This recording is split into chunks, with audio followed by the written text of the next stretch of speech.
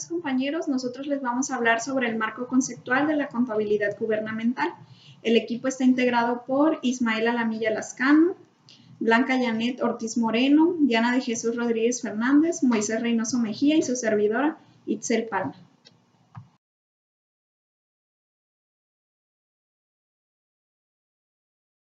Bueno, yo les voy a hablar acerca de los antecedentes. Bueno, el 31 de diciembre del 2008 fue publicada en el diario oficial de la Federación la Ley General de Contabilidad Gubernamental, mejor conocida como Ley de Contabilidad, que tiene como objeto establecer los criterios generales que regirán la contabilidad gubernamental y la emisión de información financiera de los entes públicos. Esto es con el fin de lograr su adecuada armonización para facilitar a los entes públicos el registro y la fiscalización de los activos, pasivos, ingresos y gastos. Además de que en general pues ayuda a contribuir a medir la eficacia, economía y la eficiencia del gasto e ingresos públicos. La ley de contabilidad es de observancia obligatoria para los poderes de ejecutivo, legislativo y judicial de la Federación. Esto también implica para los ayuntamientos y los municipios del país. El órgano de coordinación para la armonización en la contabilidad gubernamental es el Consejo Nacional de Armonización Contable, mejor conocido como CONAC, el cual tiene por objeto la emisión de las normas contables y también aplicar los lineamientos para la generación de la información financiera que aplicarán los entes públicos, previamente formulados y propuestas por el secretario técnico. En virtud de lo anterior y con fundamento en los artículos 6 y 9 en la fracción primera de la Ley de Contabilidad, el CONAC ha decidido lo siguiente. Bueno, primeramente, obviamente se emite lo que es el marco conceptual de la contabilidad gubernamental, a la que hace referencia la Ley de Contabilidad. Este marco, bueno, es la base del sistema de contabilidad gubernamental para los entes públicos. Además, establece los criterios necesarios para el desarrollo de normas, evaluación, contabilización y presentación de información contable y también presupuestaria.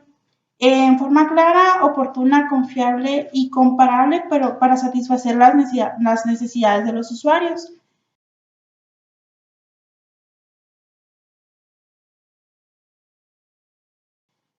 Bueno, dicho marco está integrado por 6 apartados, los cuales son los siguientes. El primero es características del marco conceptual de contabilidad gubernamental. El segundo es sistemas de contabilidad gubernamental. El tercero son los postulados básicos de la contabilidad gubernamental. El cuarto son necesidades de información financiera de los usuarios.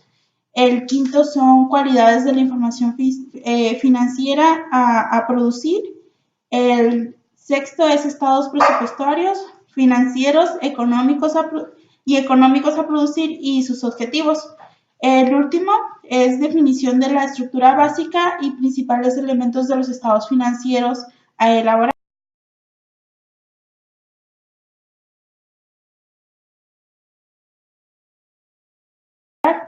Bueno, el primero, como ya lo había mencionado, es características del marco conceptual, el cual está dividido en 2 incisos. El primero son los objetivos que tiene este marco. El primero dice que establece los atributos esenciales para el desarrollo de la normatividad.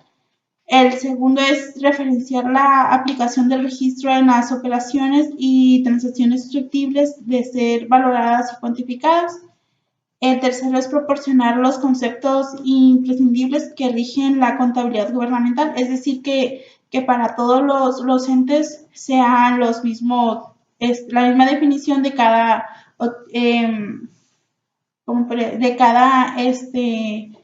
concepto y para que no haya ningún malentendido o que alguien lo entienda de diferente manera. Armonizar la generación y presentación de la información financiera misma que sea necesaria para todos. Esta parte se divide en rendir cuentas de forma veraz y oportuna, interpretar y evaluar el comportamiento de la gestión pública, sustentar la toma de decisiones y apoyar en la tarea de fiscalización.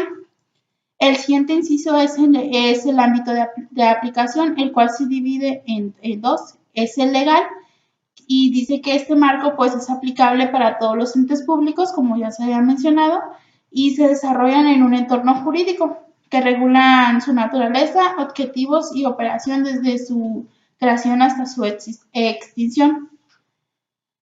Bueno, en esta parte se dice que a estos entes se les otorgan las facultades y establece límites para el desarrollo de sus funciones y estar sujeto al principio de la legalidad. El segundo inciso es institucional y se dice que el sistema de contabilidad gubernamental, en él se conjugan una diversidad de instituciones que interactúan entre sí para brindar certeza, seguridad y validez en el logro eficaz y eficiente de los objetivos que ya se habían mencionado. Los cuales, bueno, se apegaron a las estrategias de desarrollo, transparencia, legalidad y obtención de los resultados.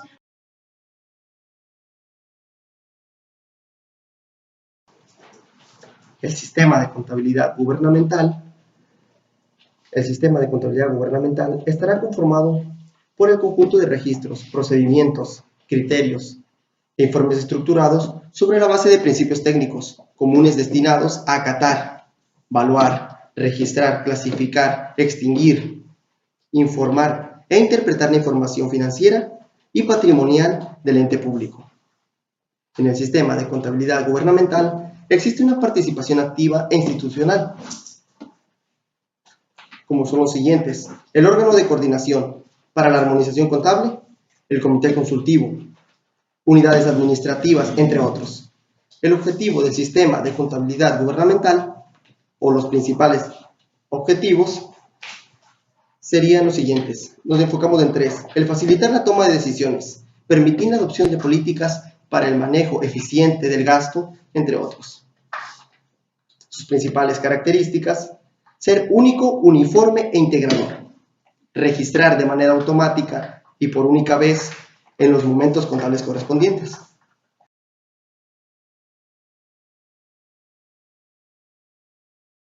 Son los elementos fundamentales que configuran el sistema de contabilidad gubernamental y tienen incidencia en la identificación, el análisis, la interpretación, la captación, entre otras cosas, para dar sustento al registro de las operaciones y transacciones del ente. Enseguida los mencionaremos. Sustancia económica. Es el reconocimiento contable de las transacciones. Entes públicos. Los poderes ejecutivo, legislativo y judicial. Ejemplo de esto sería el IFE o INE, el ONSAPAS, etc. Existencia permanente. La actividad del ente se establece por tiempo indefinido. Esto vendría siendo la contraparte, que sería negocio en marcha en la contabilidad privada. Relevancia suficiente. Se trata de que la información que se muestra sea amplia y clara. Importancia relativa. Demuestra los aspectos importantes que fueron reconocidos contablemente. Registro e integración presupuestaria. Todos los presupuestos deben de registrarse y encontrarse ya sea de manera separada o de manera conjunta. Consolidación de la información. La información debe encontrarse de manera conjunta en la cuenta pública. Devengo contable. Los registros contables se llevarán a cabo con base acumulativa. Evaluación. Todos los eventos que afecten económicamente al ente deben cuantificarse en términos monetarios. Dualidad económica. El ente debe reconocer en la contabilidad todas las transacciones. Consistencia. Cuando existan operaciones similares, deben de ser registradas de la misma forma.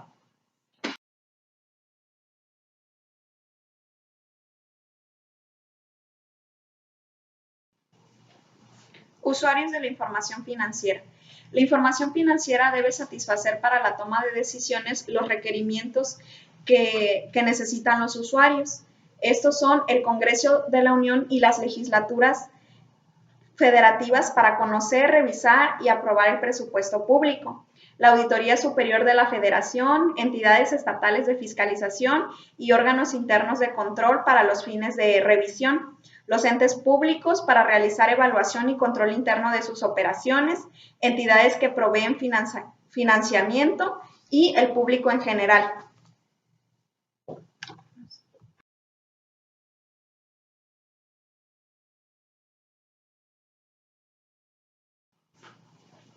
Las cualidades de la información financiera.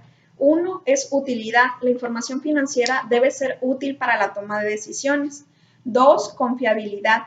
La información debe ser imparcial, sin errores, representativa y ser una imagen fiel de las transacciones que se realizan. La confiabilidad engloba la veracidad, representatividad, objetividad, verificabilidad e información suficiente. En tercer lugar, sería la relevancia, que refleja los aspectos sobresalientes de la situación financiera. La comprensibilidad, es decir, que la información financiera debe estar preparada de tal manera que facilite el entendimiento. Y en quinto lugar, la comparabilidad, es que permite ser comparada con periodos anteriores. Las restricciones a las características cualitativas son 3, que es oportunidad, provisionalidad y equilibrio. La oportunidad es que la información financiera debe encontrarse disponible en el momento que se requiere. La información financiera no presentada oportunamente pierde total o parcialmente su relevancia. La provisionalidad es que la información financiera no siempre representa hechos totalmente determinados, lo cual puede limitar la precisión en la que se presente esa información. El equilibrio es que la información financiera debe tener las características cualitativas necesarias en la información que nosotros vamos a estar presentando, que el ente público va a estar informando.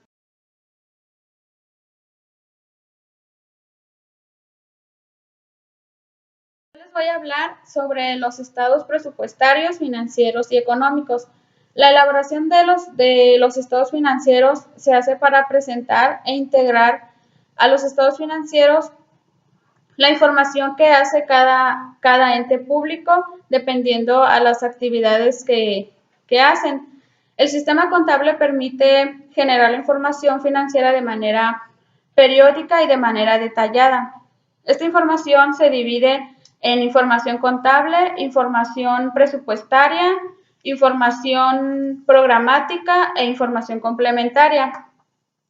Para presentar la información contable se presenta el estado de situación financiera, el cual refleja la información contable acumulada de los activos, los pasivos y el patrimonio del ente público a una fecha determinada.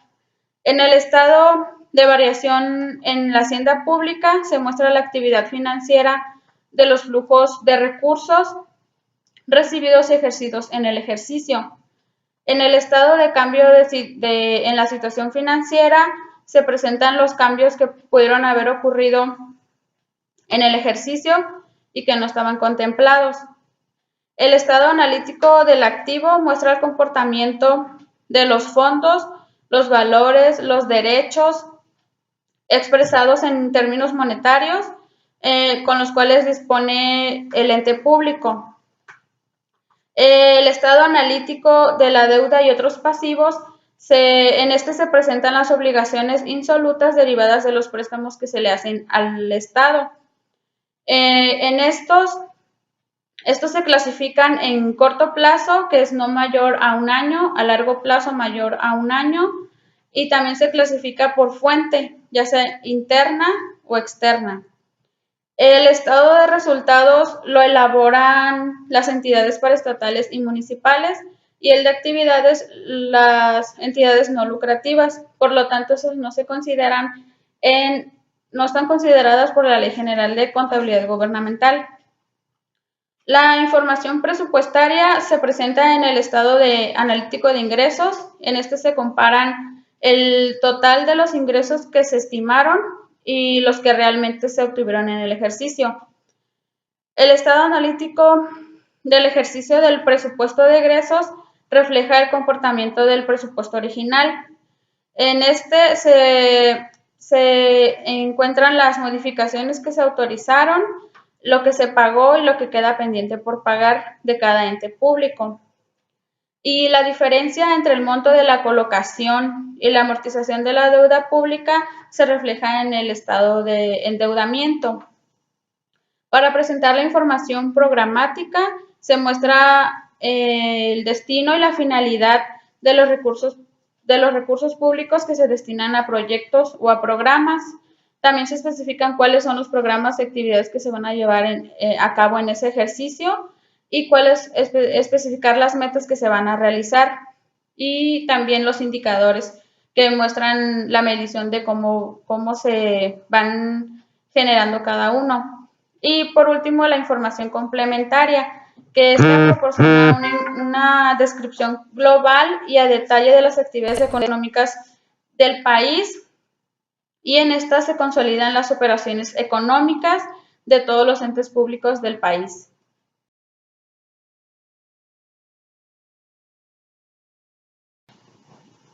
Definición de la estructura básica y principales elementos de los estados financieros a elaborar.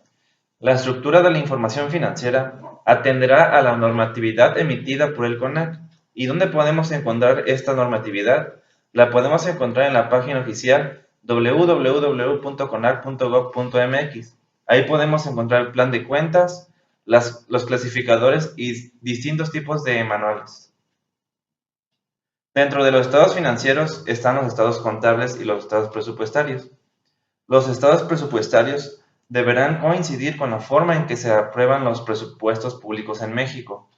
¿Pero qué elementos debe contener o qué información debe reflejar estos estados financieros? Bueno, la estructura básica de los estados financieros deben contener como mínimo los siguientes elementos. En los estados contables se debe reflejar los activos, pasivos y el patrimonio o hacienda pública y las originadas por modificaciones patrimoniales. También se debe relevar a través de notas a los estados financieros los activos y pasivos cuyo monto sea incierto o esté sujeto a una condición futura que se tenga que confirmar. Es similar al sector privado, pero el sector público tiene otras clasificaciones de las cuentas. Y también se debe tener en cuenta el siguiente elemento en los estados presupuestarios. En estos estados se debe reflejar los ingresos derivados de la aplicación de la Ley de Ingresos, considerando principalmente las cifras que muestran el estimado, modificado, devengado y recaudado, y su diferencia y apartados de las distintas fracciones señaladas en la mencionada ley.